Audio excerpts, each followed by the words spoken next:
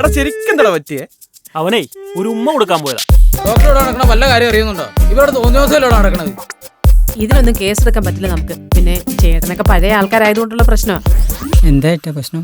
എടാ നീ പോയാൽ മണിപ്പൂരിലെ കാര്യം നോക്ക്. ഇവിടുത്തെ കാര്യം ഞങ്ങൾ നോക്കിക്കോളാം. വല്ലവന്റെ കൂടെ പോയി ശൃംഗരിച്ച് കഴിക്കുന്നതല്ലേ നിന്റെ മറ്റടുത്ത മനസമാധാനം.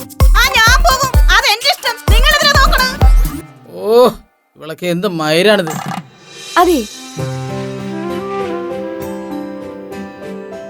നീ എന്താ കല്യാണം കഴിക്കാതിരുന്നത്?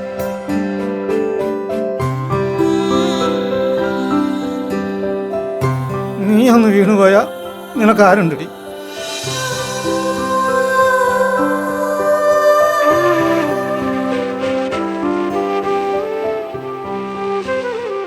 വീണേ, ഇതൊക്കെ ഒരു നിയോഗമാണെന്ന് വിചാരിച്ചാൽ മതി.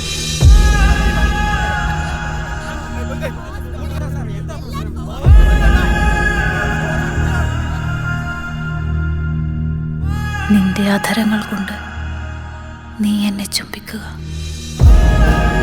നിന്റെ സ്നേഹം വീഞ്ഞിനേക്കാൾ രസകരമാണ്.